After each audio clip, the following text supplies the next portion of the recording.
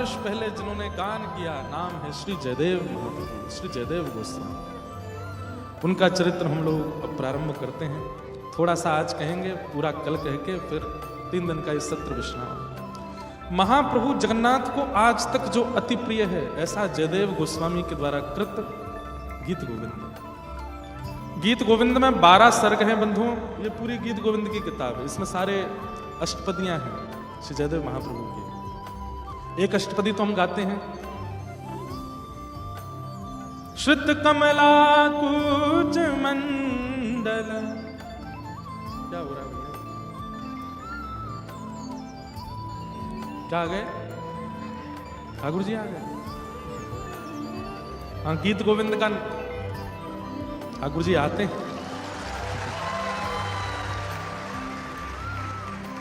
ये तो हम सब गाते ही हैं, ऐसी अनेक अष्टपदियां हैं गीत गोविंद में। एक और मैं गाता हूं, मुझे बहुत प्रिय लगती है। धीर समीरे यमुना तीरे बसते बने बनमाली। धीर समीरे यमुना तीरे बसते बने गोपी पिन पयोधर मर्दन। गोपी पिन पयोधर चंचल कर युगशाली। धीर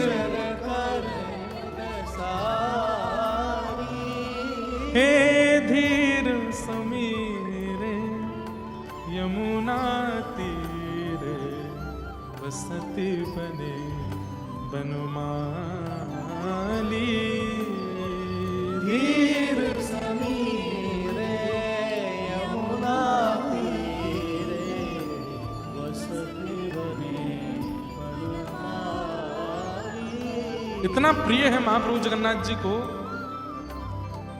अगर महाप्रभु जगन्नाथ जी की रथ यात्रा चल रही है और आप गीत गोविंद सुनाने लग जाओ उनको, तो चलते चलते रुक जाएंगे ठाकुर जी। इतना प्रिय है ठाकुर जी। इसलिए मैंने कई लोगों से निवेदन किया है कि जब आपके पास में समय हो तभी गीत गोविंद गाइए, सामने आसन लगा के गाइए। गाड़ी बहुत तेज रफ्तार में चल रही हो तब मत गाइए, धीमी गति में हो, गाड़ी में जगह हो तो ही गाओ। क्यों? ठाकुर जी आते हैं सब। और इसका बात मैं कहूं तो मत मानना, नाभा गोस्वामी कहते हैं। आइए जयदेव महाप्रभु के चरित्र में चलते हैं। जयदेव कवि नृप चक्कवे खंड मंडलेश्वर आन कवि। प्रचुर भयो तिहु लोक गीत गोविंद उजागर। कोक काव्य नव रस सरस श्रृंगार को सागर। अष्टपदी अभ्यास करे जो नित्य अष्टपदी का गान करता, मतलब गीत गोविंद का। अष्टपदी मतलब 8 श्लोक हैं एक सर्ग में। अष्टपदी अभ्यास करे तिहि बुद्धि बढ़ावे, उसकी बुद्धि तीव्र होती है। और अगली पंक्ति सुन के बोल के मेरे रोंगटे खड़े होते हैं। क्या? अष्टपदी अभ्यास करे तिहि बुद्धि बढ़ावे। श्री राधा रमण प्रसन्न सुनन निश्चित तहाँ आवे। जब कोई अष्टपदी का गान करता है तो ठाकुर जी निश्चित आते हैं। यहाँ पर सुनने आते हैं इतना भी अगर नाभाजी कहते तो एक बार को नहीं मानते। क्या लिखा है? श्री राधा रमण प्रसन्न सुनन निश्चित तहाँ आवे। ठाकुर जी निश्चित आते हैं सुनने के लिए। अभी जयदेव महाप्रभु, वैसे तो ठाकुर जी भक्त चरित्र चल रहा है तो सुन ही रहे हैं, पर जैसे ही जयदेव महाप्रभु का बात आई है, गीत गोविंद गाएंगे, ठाकुर जी आ गए होंगे, बैठ गए होंगे कहीं, अपना स्थान लेके बैठे होंगे। और आप लोगों की तरह नहीं ऐसे थोड़ी पर हाथ लगा के सुन रहे होंगे पूरा। इतना प्रिय है ठाकुर जी। श्री राधा रमण प्रसन्न शब्द देखा कीजिए, प्रसन्न चित्त होकर के आते हैं। ऐसे नहीं कि भाई जबरदस्ती मुझको बुला लिया भारत से इतनी दूर। ठाकुर जी को तो पूरा ब्रह्मांड है, वो तो कहीं भी पहुंच जाते हैं।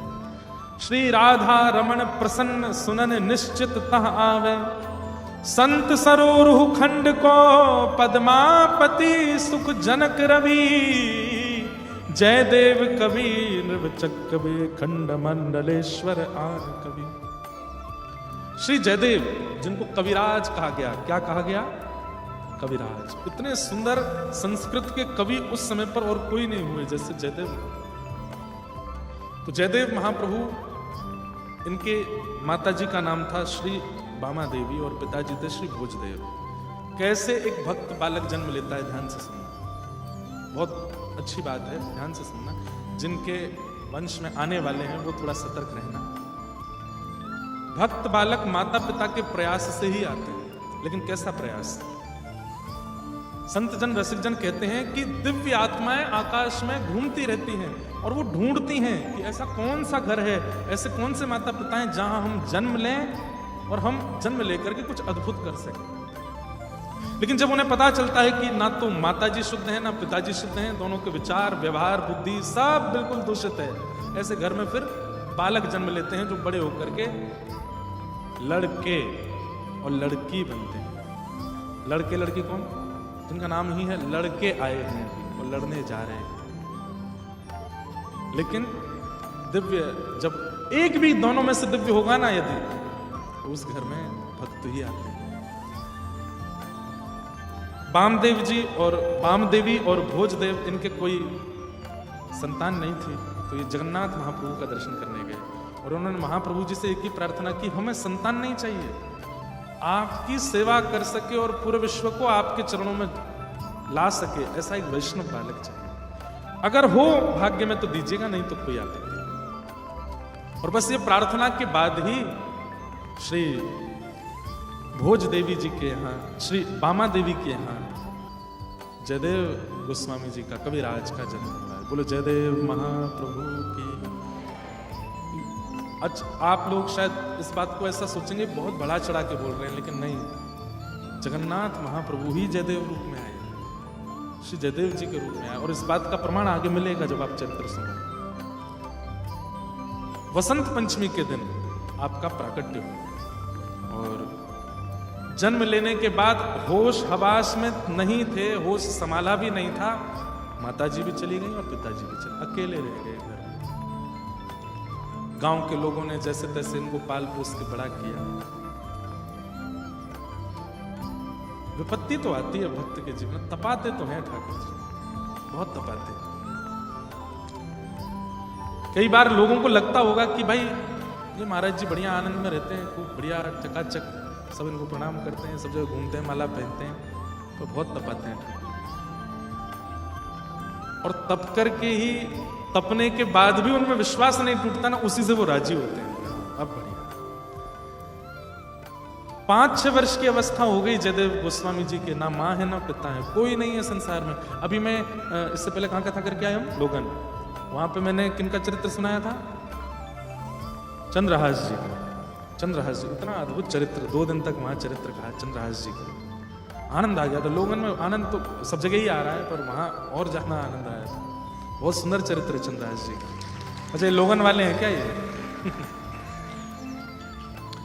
तो 6 वर्ष की अवस्था हो गई, लेकिन ना तो माँ है ना पिता। लेकिन श्री जयदेव गोस्वामी इस बात को बहुत चिंतन करते हैं कि संसार नश्वर है और ठाकुर जी मुझे बहुत बड़ा होकर के यदि मेरे माता पिता जाते तो मुझे बहुत कष्ट होता। उस अवस्था में माता पिता चले गए कि आज मैं इतना कष्ट में नहीं रहता हूं। ये तो कृपा की ठाकुर जी ने, जो मुझे इस नश्वर संसार का पहले ही अनुभव करा दिया। तब गांव में, जिस गांव में बंगाल में आप रहते थे, वहीं एक निरंजन ब्राह्मण रहता था, बड़ा क्रूर था वो। उसने मन में विचार किया, ये बालक अकेला इतनी बड़ी संपत्ति में रहता है, गांव के लोग बना के दे जाते हैं, गांव के लोग ही इसको संभालते हैं, क्यों ना मैं इस बालक से सब हड़प लूं। और उस निरंजन ब्राह्मण ने एक दिन क्रोध करता हुआ घर में आया और जयदेव गोस्वामी छोटे से हैं, बैठे थे, आकर के बोला, ए बालक, तेरे पिता ने मुझसे 6 साल पहले जब वो जीवित थे तब 1000 रुपया, उस समय 1000 रुपया का मतलब करोड़ आज का, 1000 रुपया उधार लिया था, वो तो चले गए। मुझे लगा था कोई रिश्तेदार नातेदार आएगा दे के जाएगा, कोई नहीं दे रहा है, कैसे लूं मैं, कैसे बहन करूं तेरे पिता की सारी संपत्ति का। जयदेव बोले, मेरे पास तो कुछ नहीं है, मुझे तो पता भी नहीं कि पिताजी ने कब दिए, कैसे, मैं तो बहुत छोटा था जब माता पिता चले गए। झूठा लिख करके लिया है भाई का, देख ये सन लिखा है, ये सब कुछ लिखा है, समय भी लिखा है, इस समय पर तेरे पिता ने इतना रुपया मुझसे उधार लिया था। वैष्णव का स्वभाव होता है वो विवाद में नहीं पड़ता। वैष्णव का स्वभाव है वो लेट गो करता है, छोड़ जाने दो। और जिसको लेट गो करना नहीं आता ना, वो वैष्णव मत कहना अपना। पकड़ के बैठ गए एक ही बात को, है तूने ऐसा किया, तेरे को समय पे बताऊंगा, तू ऐसा है, तू ये वैसा है, ये वैसा है, इसमें दोष उसमें दोष, ये बुरा ये अच्छा ये ऐसा। ये वैष्णव का स्वभाव नहीं। वैष्णव बहुत शांत रहता है। तुम कर रहे हो, तुम्हारा व्यवहार है, तुम्हारा चित्त है, करो जैसा प्रसन्न हो। ये भी नहीं कि कहीं ऐसा कह दे, कोई गलत व्यवहार करे तो हाँ महाराज जी बता गए तुम हो ही ऐसे, मेरे को कुछ नहीं कहना, इतना भी नहीं कहता।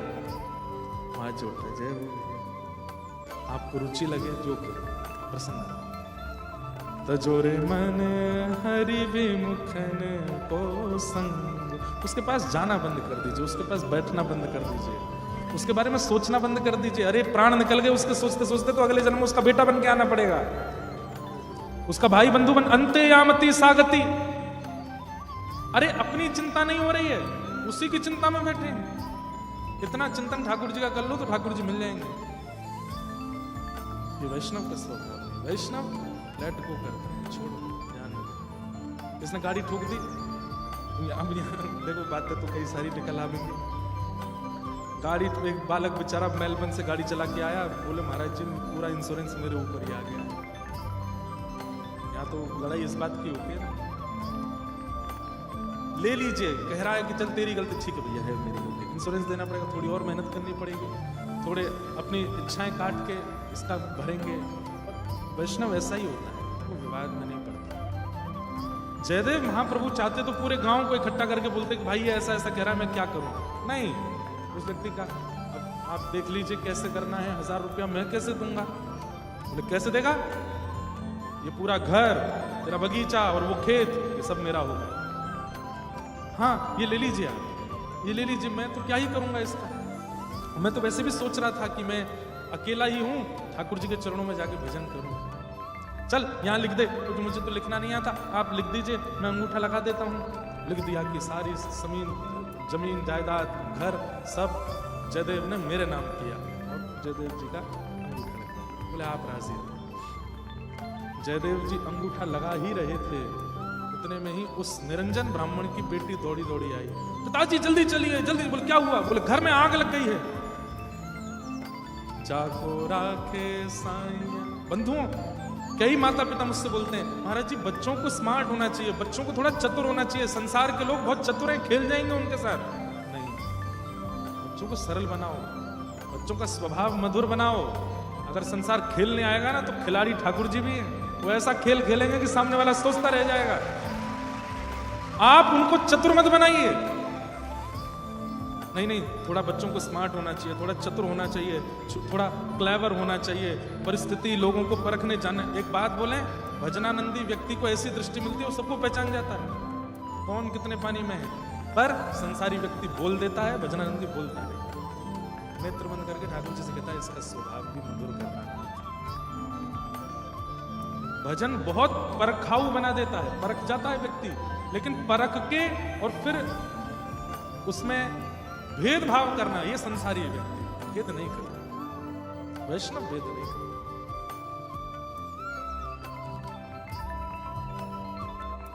घर जला तो वो निरंजन ब्राह्मण नहीं पहुंच पाया, उससे पहले तो जयदेव गोस्वामी पहुंच गए वहां। उसकी बेटी रो रही थी, मेरे गहने रखे हैं, मेरे पिताजी क्या होगा, अब तो हम कंगाल हो जाएंगे। तो जयदेव महाप्रभु उसके घर में कूद पड़े, उसकी बेटी की सामग्री निकाली। जैसे आग तो लगी थी हनुमान जी की पूंछ में, सब जल गए, लेकिन हनुमान जी को उस अग्नि ने कुछ नहीं कहा। वैष्णव ऐसे ही जयदेव महाप्रभु के प्रवेश करते वो जहां जहां घूम के जाने लगे, वहां से अग्नि शांत हो गई, और एक देखते ही देखते पूरी अग्नि समाप्त हो गई। अच्छा एक बात बोले, कोई घटना घटी और उस घटना से हम चेत गए तो समझो ये ठाकुर जी की कृपा है। लेकिन कई लोग हैं वो घटना होने के बाद भी नहीं जगते, कई लोग हैं वो घटना होने के बाद, कुछ हो जाने के बाद भी नहीं सुधरते, तो समझो ठाकुर जी की दृष्टि नहीं हो सकती। जब पूरी अग्नि लगी थी और जयदेव के भीतर घुसते ही सब समाप्त हो गई, निकल के बाहर गांव पूरा खड़ा था, वो जयदेव महाप्रभु वहां से सामान इकट्ठा करके लाए उसकी बेटी का, तो निरंजन ब्राह्मण समझ गया, उसने तुरंत प्रणाम किया, बोले मैंने छल किया इसलिए मुझे तुरंत दंड मिला, मैंने गलत किया इसलिए मुझे तत्क्षण दंड दिया ठाकुर जी ने, कोई 1000 रुपया नहीं दिया था आपके पिता ने मुझे, जबरदस्ती आप छोटे हो इसलिए आपकी संपत्ति हड़पने की भावना से मैंने ये सारा षड्यंत्र रचा था, मुझे क्षमा कर दो। जयदेव महाप्रभु बोले नहीं, अब आप उसी घर में रहो, आप ये सोच रहे हैं कि मेरे साथ गलत किया इसलिए आपका घर चला, बोले नहीं, जगन्नाथ महाप्रभु चाहते थे कि अब आप उस घर में रहो इसलिए आपका घर चला, अब आप वहीं रहो। ये वैष्णव बुद्धि। आजकल के लोग इसको मूर्ख ही कहेंगे, हाँ ये कौन सी बड़ी, क्या सिखा रहे हो महाराज जी लोगों को, मैं सिखा नहीं रहा हूं और मैं जानता भी हूं खुद सीख भी नहीं रहा, लेकिन मेरा काम है कि मैं वैष्णवों के बारे में बताऊं तो कि वो लक्षण क्या होते हैं। जयदेव महाप्रभु ने कहा इसलिए जला है घर की, अब आप उस घर में रहिए, इसको छोड़ दीजिए। और बस पूरे गांव को प्रणाम करके नन्हे से 6-7 वर्ष की अवस्था में निकल पड़े। कहां? जगन्नाथ। उस समय महाप्रभु जी बिहड़ जंगल में रहते, तब जगन्नाथपुरी के चारों तरफ जंगल और समुद्र। महाप्रभु जी बस जा रहे हैं जगन्नाथ जी का दर्शन करने के लिए। जैसे ही पहुंचे महाप्रभु जी के सन्मुख, जयदेव महाप्रभु के आते ही महाप्रभु जगन्नाथ के वैसे भी स्माइल फेस ही रहता है, ऐसे हंसते ही रहते हैं, आधार पर हमेशा प्रसन्नता। लेकिन जैसे जयदेव दर्शन के लिए मंदिर में आए, महाप्रभु जगन्नाथ झूमने लगे, आनंदित हो, मेरा परम वैष्णव भक्त आया। महाप्रभु जी को प्रणाम किया और आज्ञा ली, जय जय अब कृपा करें, मैं आपकी नित्य केली का दर्शन करना चाहता हूं, नित्य विलास का अनुभव करना चाहता हूं। ठाकुर जी बोले दर्शन किया करो, महाप्रसाद पाओ और एकांत में बैठ के भजन करो। जयदेव महाप्रभु भजन में लग गए। कैसा भजन करते थे तो श्री प्रियादास जी वर्णन करते हैं भक्तमाल जी में कि एक रात्रि एक वृक्ष के नीचे, एक दिन एक वृक्ष के पास ही रहते थे। जैसे इस वृक्ष के नीचे बैठ गए, अगले दिन अब वहां नहीं रहते थे, दूसरे वृक्ष के नीचे चले जाते। क्यों? कहीं इसकी छाया, इससे मिलने वाले फलों में मेरी आसक्ति ना हो जाए, इतनी आसक्ति भी मुझ में ना रहे, दूसरे वृक्ष के पास चले जाते, वहां जाकर के बैठते। इस प्रकार कविराज जयदेव अभी भजन में लगे, अभी लिखना प्रारंभ नहीं किया था, चिंतन कर रहे हैं। नित्य महाप्रभु जगन्नाथ जी का दर्शन करते हैं। धीरे धीरे आपकी अवस्था जब बड़ी हुई, तब एक विप्र था, उस विप्र की कोई संतान नहीं हुई थी। उसने महाप्रभु जगन्नाथ जी से जाकर कहा कि नाथ एक संतान यदि होगी तो पहली संतान मैं आपको सुपुर्द करूंगा, दूसरी संतान मैं अपने पास रखूंगा, आप कृपा करके कृपा करो। उसके यहां पर सौभाग्य से प्रथम पुत्री का जन्म हुआ, पुत्र नहीं उस ब्राह्मण के। पुत्री का जन्म होते ही वो तो घबरा गया, बोले कि पुत्र होता तो मंदिर में दे आता मैं, तो पुत्री को क्या करूं। तो उसका लालन पालन किया। जब वो हो गई 15-16 वर्ष की, तब उस लाली को लेके गया और बड़े हृदय पर पत्थर रख के कहा कि जगन्नाथ जी, मैंने आपको कहा था कि मैं अपनी प्रथम संतान आपको दूंगा, लेकिन प्रथम संतान तो लाली है, मैं लाली को आपको कैसे अर्पित करूं, मेरा मन बहुत भारी हो रहा है, कृपा कर इसका समाधान करो। तो महाप्रभु जगन्नाथ जी ने स्वप्न आदेश किया, बोले कि आपने जो कहा है हम उसको स्वीकार करेंगे। मेरे ही जैसे रूप वाला एक व्यक्ति है, उसका नाम है कविराज जयदेव, तुम जाकर के अपनी पुत्री पद्मावती नाम था इनकी पुत्री का, उसका विवाह कविराज जयदेव से करो। वो कहाँ है? महाप्रभु जगन्नाथ जी ने पता बताया, वो जंगल में बैठे हैं, वृक्ष के नीचे बैठ के भजन करते हैं। और विचार, चिंता मत करना, घर नहीं है, परिवार नहीं है, बस दे देना, वो मैं ही हूं, तुम्हारी बात सत्य होगी, मैं तुम्हारी पुत्री स्वीकार करूंगा।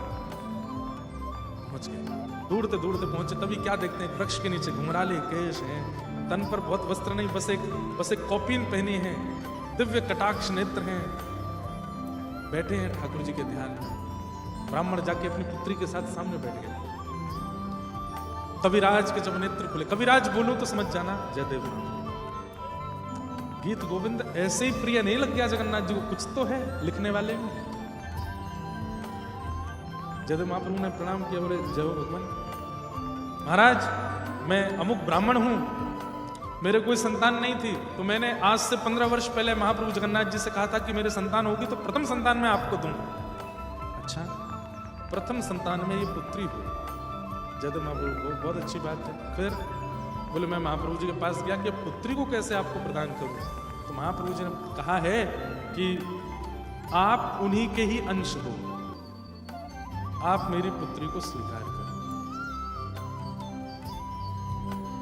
चलो तुझ तहां जहां बैठे कविराज अहो, महाराज मेरी सुता यह लीजिए, कीजिए विचार अधिकार विस्तार जाके, ताही को निहार सुकुमार यह दीजिए। जगन्नाथ देव जू की आज्ञा प्रतिपाल करो, डरो मति धरो ही ना तो दोष भीजिए। हे नाथ मेरी पुत्री को स्वीकार करो। जयदेव महाप्रभु बोले हम ये सब करने के लिए घर से निकले थे, इनको स्वीकार करके कहा मैं पेड़ों के नीचे रहता हूं, ये पेड़ के नीचे रहेंगे मेरे पास, और मैं तो 24 घंटे भजन करता हूं, वस्त्र भी नहीं पहनता।